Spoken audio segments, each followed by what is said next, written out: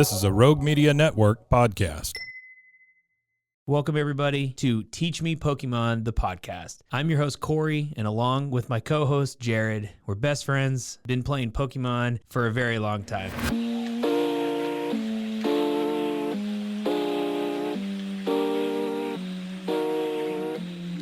What's up, everybody? Welcome to Teach Me Pokemon, the YouTube channel, the podcast, where we talk competitive Pokemon TGC, TCG, TGB, KGB, all of them, all RGB, the games, y'all are TCG, MOBA. Let's and go. we also learn along the way. That's the biggest thing that Cory and I believe in. We are not the best players in the world. Currently, we don't have any points for this upcoming season. We're not playing at Worlds, but we're always learning, getting better, and we hope that you come along and do that with us. Well, Cory, how are you, sir? Man, I am doing fantastic. I wish, Jared, if we both made top 125 this season, there would have to be something cool that would happen. I don't know what would happen, but I think Pokemon would have to provide us with a salary or something, just a little motivation to get there. Mainly for our loved ones to let us do it. I won't need that because I'll be top 4ing at Louisville.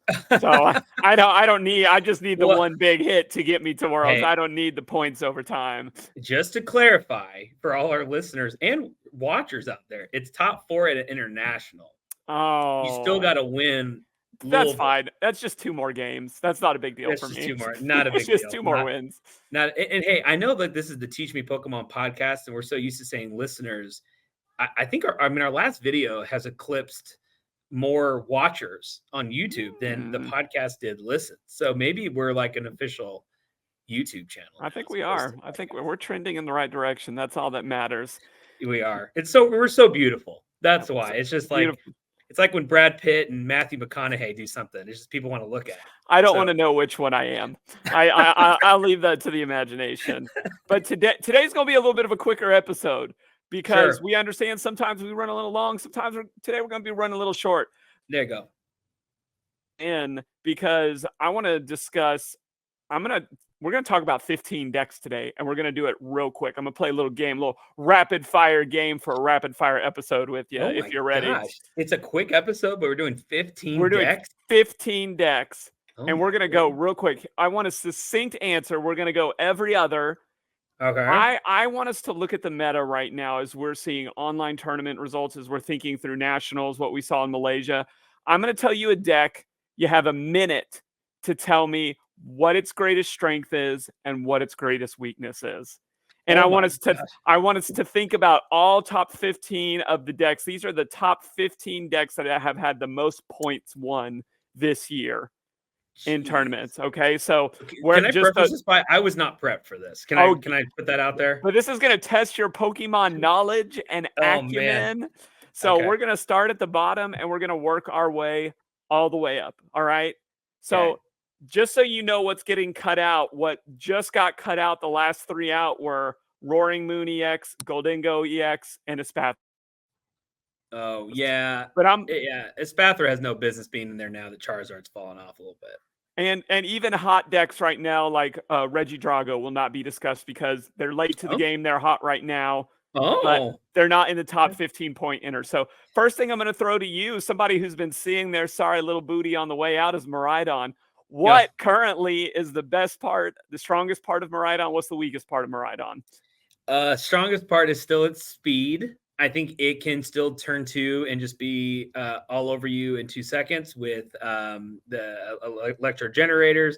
Miraidon can still find its mates, if you will. It can find its bench electric types, which are nice. The Zapdos in the deck gives it more damage if needed. There aren't really many Regieleki VMAX versions of this anymore, so we're not going to count that. So we have some Zapdoses in there.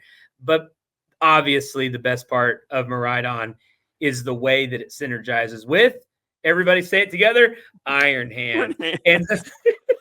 And that's why Miraidon is even in the top 15, is because it's fast. It can accelerate energy with an item card. The Arven play is still really strong. And Iron Hands, probably this is the best synergistic relationship that Iron Hands has in the meta. Miraidon. I like that, Miraidon. I'll be taking Dragapult. Newer deck, really hot deck. A lot of people like this. The best part about this deck, I don't know how to pick the best part. I think the best part is that it has damage counters going to your bench. You're able to spread. It does not have an ability. So many things go against Pokemon that have an ability right now. This thing has no ability. It's running rampant. It has a 1 retreat cost. It is a threat and a problem. Let's even talk about Draculac. Its stage 1 is similar to Gardevoir in that you're churning through your deck. You're moving. It has so much going for it. The problem and biggest weakness of this deck is that its primary attack runs on 2 different energy types, and that can be a hot mess sometimes. If you don't have a Neo Upper, what are you doing? Are you running Charizard? Are you running other Pokemon that are trying to get this thing going? It struggles in getting the necessary in. You believe this is part of the best deck in the meta right now. If you're me and you're playing a lot online, it's clunky sometimes because of the energy. All right, not bad. I've been playing this online, so I take offense to some of the things you were saying, but I'm with you. I get it. I get it. It's clunky sometimes. It is. It's clunky. It's clunky. I'm actually going to flip-flop the next 2 because they represent what I think are both of our favorite decks, period. So 13 is Future Box. I would like to speak about Future Box, and then I will throw it to you for Snorlax Stall. So that we just don't get onto it. Unless you'd like to speak on behalf of Future Box, and I could speak on behalf of Snorlax. I'll talk about Future Box. Please tell me what's so great about Future Box. I think Future Box is super unique because it has the best amplifier of damage probably right now, where you can throw out 4 Iron Crowns and what's the item called, Jared? The capsule. Yes, I forget the name of the Future Capsule. So you can really get 100 extra damage in the blink of an eye, which I think is really, really cool. And this deck allows you to really have power from a 1 prize attacker that still accelerates damage onto your bench guys. So the trades are really nice here, which is what is the most different part about Future Box versus like Miraidon, which on theory look kind of similar. But in reality, you have to respect the baby Miraidon here because it can hit for decent damage, especially with the damage amplifier. So I think that is really unique. It also has a very nice pairing with Iron Hands. So that is really, really good because Iron Hands is still very powerful here. And so that's what I like about it. There's good future cards that can kind of pair well with this. Iron Thorns now has been added to this deck. I don't know if you're running that or not, Jared, but I think Future Box has the ability to get on top of you very quickly because it's fast, and the trades are not as even here as they are maybe in Miraidon. I love that. And then what was your weakness for it? Oh, I forgot. I'm supposed to have weaknesses for it. Yes, what's its biggest weakness? I mean, Iono to 2 late game. I mean, that's what you do against this deck, right? Even if they get the Mew out there, kudos. They're supposed to. But if you can target down the Mew and then Iono down to 2, you probably win the game. And then if you can vacuum a baton, they can't go from 1 Iron Hands to the next Iron Hands. GG, you win. So that's the hard parts. This deck is all gas, no brakes. You do vacuum, you Iono correctly, and you pretty much get the win. That's fair. I don't disagree with you. I'll be talking about Snorlax Stall. Just consider this my application into the control group because I actually have run a whole lot of this deck online, and I feel like I'm very, very good at this deck. But the advantage of what this deck does is every other deck in the meta is preparing for damage. This deck takes a different and says, my goal is to just deck you out or to have a way to just pin you down until you don't even really want to play anymore. So it's different angle. The Snorlax itself has one of the most busted abilities I've ever seen in my entire life, in that its ability literally just says, you can't retreat. You literally can't retreat. One of the most basic things we do in most decks. It says, sorry, you can't do that. It's a 1 prizer. This deck is not prepared for it. 1 move is the end of the game for you. The downfalls of this deck, in my opinion, as it currently exists, is flutes are not the same as what we're used to in some of the other things. So there is some RNG still to this deck. And as Cory has mentioned on a number of different times, the best of the best players are familiar with what this deck does, and they have the ability to move around it. You cannot get around damage. There's no way around damage in this game. You can work around Stall. It is a puzzle. It is a time-consuming puzzle, but the best players know how to move her, especially around Snorlax stall. Not bad. I will tell you, 2 board members from the control committee have to be present for a new member to be brought in. And there's only 1 here right now. So I apologize, but that was good. You could just do it again when we have our applications. When we'll get more people together. I get another try in a couple of decks here to really give it another go.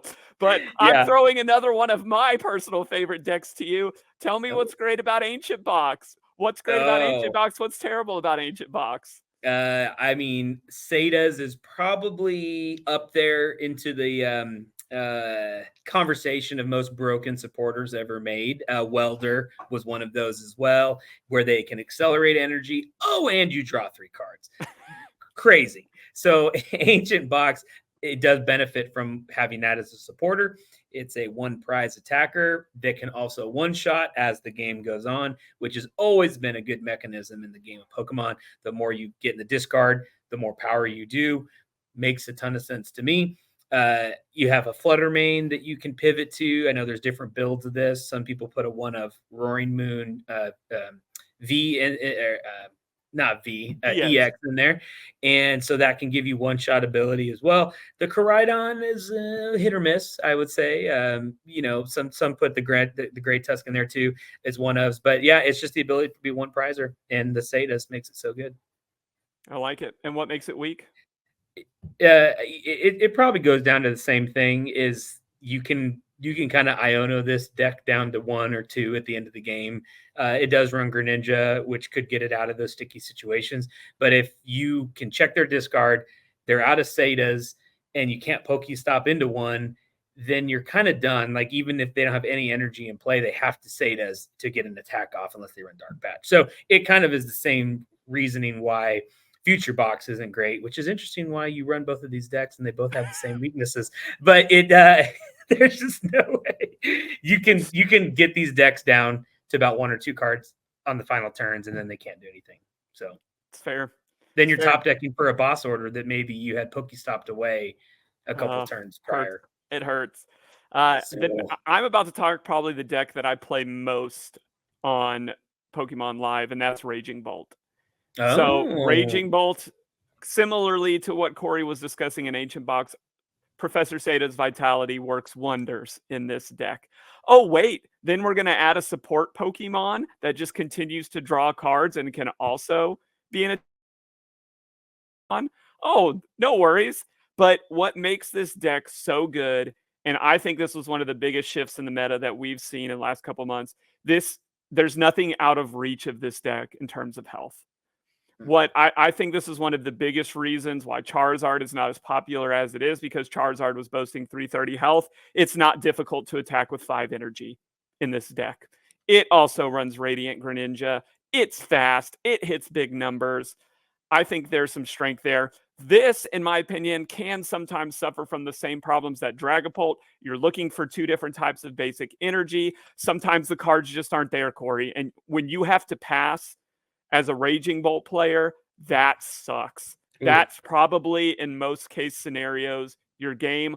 Also, the Teal Mask Ogrepons can become 2 prize liabilities late in game because that's not a difficult number to get to. It's also very weak to anything that shuts down abilities. It can just slow you up so much. Good points. I like it. Well, actually, I miscounted. You get to talk about Pidgeot. I get Pidgeot control. You get Pidgeot control. Wow. Oh my gosh. How long do we have here? 5 minutes? 10 minutes? Oh man. Perfection. Let's start at the top here. No, Pidgeot control, you can add any cards you want into this thing. You can tech against every deck that is out there. You can create a win condition for yourself in any matchup. And that is not very hard to achieve in this deck because of all the open spots you have and all the creativity. This is like giving Picasso all the paints and the brushes that he wants and go paint the Sistine Chapel. I don't know. Is he the one that did that? Is that Picasso? That might have been somebody else. I'm getting a head nod. Definitely not Picasso. I'm getting a head nod from Zach, our producer. Not Picasso. Don't kill me, people. The Sistine Chapel Is that was what I just said? I forget. Anyway, it can do everything, Jared. It can do everything. It can pivot really well. It controls the deck. It controls the game. Hence why it's called Pidgeot control. You are dictating the matchup to your opponent, and they have to figure a way out of it. And that is why this control decks are incredible. And really, I'll let you ask the other question, and then I'll say something. But yeah, it's amazing because it can do everything. I love it. So then what makes it weak? It can do everything. What makes this deck weak, Cory? Sometimes greatness gets in its own way, Jared. Some people say, what prevented Michael Jordan from winning 8 titles in a row? The answer was himself. Michael Jordan. It was himself. And Pidgeot control is its own worst enemy because without the Pidgeot, you can't really do anything. And if you run up against a good player that has a de-evolver in their deck and you're not prepared for it, you might be sunk there without your Pidgeot. And if you just get bad starts, which it's prone to do from time to time, and you can't get your engine going and the disruption going, then you'll lose, obviously. And there are some decks that are harder matchups than others. And like you said, good players, give them a little time to figure out ways around it. And then you can kind of find yourself in a position where you can't win. But sorry, I guess I was going back to the goods. That's the bad. It can have it can have bad starts, and you're prone to the time limit. So if you do have a bad game 1 in a best of 3, you are probably not coming out of that with a win. You're getting a tie at best. You're getting a tie. All right. I'm going to move us on. I will be talking about Dialga Vstar, which is our number 8 deck. This deck is crazy to me because when you look at it, you're saying your primary attacker and its best move requires 5 metal energies. You don't even there's not even a shot really to DCE anything here, Cory. Like, you've got to be getting metal energies onto this Pokemon. But that's its advantage. It now has a partner in Metang that looks at the top 3 cards, lets you put any energies that you find there, stage 1 Pokemon. And most times, if you can get its V-Star move off and get another free turn, you're winning this game, Cory. And that can happen very quickly. If you go first, sometimes it's not out of the realm of V-Star ability. Getting another turn, knocking something else out. 280 health is a good amount, especially when you're demanding a response quickly. Its weakness is its strength, though, Cory. Its weakness isn't strength. No Metang, no win. Any deck that can get rid of these Beldums quickly, that can get rid of these Metangs, I'm not showing up to a regional playing Dialga no energy speed up. Like, if you get the Metangs, you win the game. Yes, it benefits from Greninja. It can move cards well. It has some draw. This is a wonder shot. If you get this thing going and if you're feeling it, like I believe, was it Hedrick that won a regionals with this earlier? Yeah. Then watch out, man. This thing is a metal steamroller. You don't get those Metangs out, you're not drawing cards well off the top. Sorry, you're just fodder for the rest of the field, my friend. Can we make those T-shirts? If you don't get the Metang, you don't win the game. Let's go. The next one, Cory, is for you. It's an oldie but a goodie. Giratina Vstar. Oh, I love Giratina Vstar. Comfy. What can I say there? Next. Go to the next deck. Comfy. No, I mean, flower selecting, so powerful. Giratina can one-shot anything. It can hit 280, which gets close to one-shotting anything. And it still it has the Lost Box partners, the Sublime, the Cramorant. Now with the little Iron Bundle, which I know is not Lost Box, but that's helpful in these matchups. The Greninja, you have the ability to still snipe with Greninja 90-90. So if your opponent doesn't respect Manaphy, you get 2 prizes there. The Tina can draw. If it gets stuck in the actives, it can do Abyssal Search or whatever it's called. And Seeking. So sorry, Giratina. And I think it's a very, very strong deck that it's hard to pin down. It can one-shot, which is always incredible, and has a lot of HP, and it syncs well with the Lost Box mechanisms. Low points? Low points. I know. Tina can, if you're not, it can put you in weird spots with lost zoning stuff, where things that you'll need late game, you've had to lost zone early. That's not your fault, but that's a part of the deck. if you're not managing your energies correctly. If I was going to teach a Lost Box class, that would be the class that I would teach, is specifically about your energy, because you get lulled into like, I'll get rid of another psychic. And then all of a sudden you forget one's prize and now you can't do any of your moves. So be mindful of that. That can kind of hurt you sometimes. And it is prone to the Iono late game. Lost Box just can accumulate so many cards. And so being Iono'd throughout the game does kind of throw off the rhythm of the deck. You just have to pay a lot of attention. And you can't kind of sleepwalk playing Lost Box, especially in regionals. I agree. I'll be taking Arceus is the next sixth most successful deck this week. Arceus is great because it can have so many different partners. And it can speed up energy. If you get that turn 1 energy, next turn DCE, it is still a force to be reckoned with. It hits, makes Arceus is the things that you partner with it. We've seen a lot of different iterations. Probably the strongest form of that right now is some kind of Armorage Fire deck. Don't sleep on this deck. Its weakness, similar to a deck I'm going to talk about in 2 from now, if it doesn't get a good start, it loses, Corey. There's no coming back from that. You better have your energy on there your first turn. You better have another one ready if you're not going first. Otherwise, GG. Yeah. Corey, the worst deck ever, Chien-Pao. Tell us about it. The future winners, the world's winning deck right here. Chien-Pao, Lucas Xing right here. Chien-Pao, energy acceleration, plays really well with Irida. The Chien-Pao finds energy. The Greninja can discard him and draw. The barrel draws that's in this deck. This thing can snipe. It can one-shot.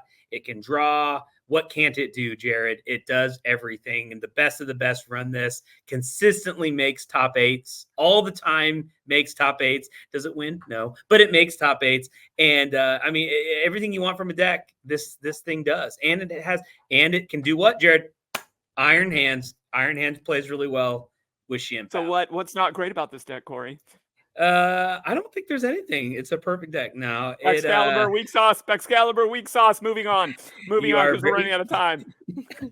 You are prone. You are relying on one card. You're right. Continue. Number 4, Lugia. Another deck. I'll start with the weaknesses. Don't get a good start. It's probably over for you. You get a good start, you probably win the game. That's just how this deck goes. It's in my opinion, if you get a good start, it's the best deck to get a good start with because it does so much. It can hit good numbers. Oh, we've got a little Pokemon running in here. Oh, look at this little Pokemon running in. Yeah, look at Briggs the Pokemon. Briggs, do you like Lugia? Who's Lugia? You're not my son. Who's Lugia? Does they even know what Lugia is? I am your son. Well, we'll finish this up as a family affair, Corey. Let's do it. Give me mine now. What's my next Corey, one? what? Gardevoir. Nothing good to talk about Gardevoir. You can't have the headphones. You can't have the headphones. You can't not have the headphones. Keep talking, Corey. We'll go on a mute over here. All one prize attackers. Can draw with the Curlias. Go downstairs. Go. It has all the different mechanisms that you want from this deck. It has no bad matchups. It really doesn't. And it's consistent. It now has all these fun little pairings, Fluttermane and the Scream Tails and the Drift Blooms and all of the fun. I saw Deoxys in this deck online the other day. So, it just does everything. Its weaknesses, Jared, it still can be a little clunky as it's going now that the Curlias, you can get them into a position where there's no Curlias left and they get stuck to drawing no cards towards the end of the game. It still relies on its less energy counts now. So if you're not being smart with where you're placing them, you would just mess it up and you won't be able to win the game. So, and it is relying on Gardevoir EX. Without Gardevoir EX, you can't do anything. That's fair. I'm talking quickly about Lost Box. I'll be borrowing some of your thing. The strongest thing here, Comfy, one of the greatest cards ever created. Energy, speed up through Mirage Gate. And I think one of the best things is you can run just about whatever you want. Tord Reklev says, run whatever you want in it. It can work. You want to run Dragapult? You want to run a Charizard in here? Great, run a Charizard. I could go list by list. You want to run Stall with Comfy? I don't think we've seen that yet. Let's give it a shot. It could win. Why not, Corey? It takes colorless energy. Let's make it happen. What are we doing? Yeah. But this deck can thin so well, thin to win. We've all heard that before. It just is the ultimate option deck. The difficult part of this deck is you can ruin yourself. you can absolutely ruin yourself, even though it won nationals. I see the pointing there, Corey. Andrew, right here. He's on it right here. You can speed run it. You can slow run it. You can throw EX Pokemon. You can go all one prizers. But at the end of the day, you have to look yourself in the mirror and say, I lost zoned. And there's no coming back from the lost zone, Corey. We have not seen the card yet that says, oh, grab 3 cards from the lost zone. Put them directly into your hand. Nope, the lost zone is done. Burn them for that game. You can shoot yourself in the foot with this deck. And Corey, take us home. Why is Charizard so good? And why is it not so good? There is a musical artist that I don't know, and they had a song that said, under pressure, dun, dun, dun, dun, dun, under pressure. And Charizard can just pressure you so fast. It goes first, then goes second. Rare Candy Charizard doing 180 damage. And it's like, whoa, that came out of nowhere. It gets better as the game goes on, has 330 HP. It finds its own energy. I mean, what more do you need? What? The Gardevoir deck, probably best deck in format, weak to dark. Anything else is really in the range of knocking this thing out. You can pair it with a lot of things, Barrel and Pidgeot. So it just does everything. It does big damage, has big health, energy accelerates onto itself. What don't you like about it? Why is it falling off so hard? What do we not like anymore? It's falling off right now because it lacks the ability to do, like, you have the Dragapult that it can't one-shot Dragapult, right? It can't get up to 320 right now. The Raging Bolt can still one-shot, like you said, 5 energies.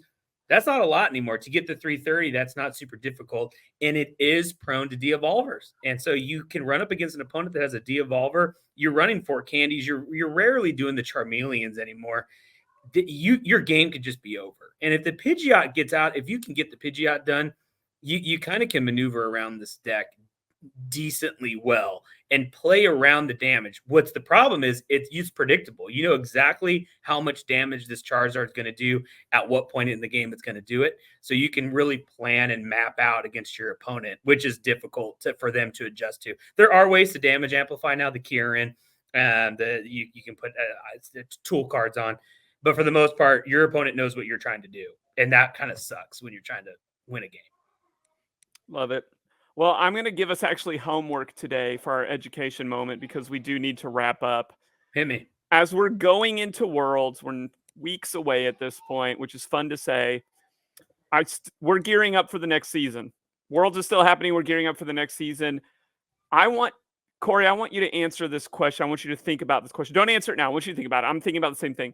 What is your gameplay style of deck? If you had to narrow down your preferences to your top 2 favorite styles of deck that complement how you play as a player, what would they be? I think most of us, guys, for our audience as well, I'm going to answer this. I think if you've been listening to us for any amount of time, you know what I like. My number 2 might be surprising. Wait, you're not going to say it right now. This is homework. I know. I'm building up. I'm not leaving us on a hanger today. But think about what that is. And put it in the comments. Put it in the comments. What is your style of deck? What is the style of gameplay that you most? And we're going to talk about that next week and how you can select a deck that fits you. Because I'm going to argue next week that fit is more important than playing the best deck in the format. Oh, dang. Okay, I'm coming back next week. I want to hear what you have to say. I'm coming back. Love it. Hey, I love it. Before we go, I have one thing. Michelangelo painted the Sistine Chapel. Boom! Hey, and do you know who the Michelangelo is of opening packs on their YouTube channel? Stray Collections. Oh. Stray Collections is masterful work. Masterful stuff going on there. And what's the code that we currently have going with them? Teach 10. That's all one word. All one word. TEACH 10% off all product from Stray Collections. Our man Ben always hooking us up. He's going to hook us up for cards for Louisville. So we're excited. We're excited. Love it. Super excited about that. All right. Well, that's gonna wrap us up. Like us, leave a comment, subscribe. We are really happy with the turnout of last episode. We're hoping to keep growing, still some bigger things.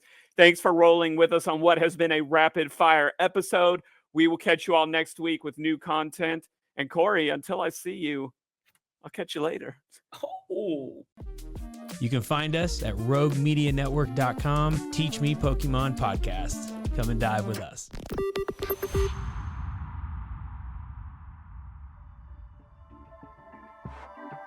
This has been a Rogue Media Network production.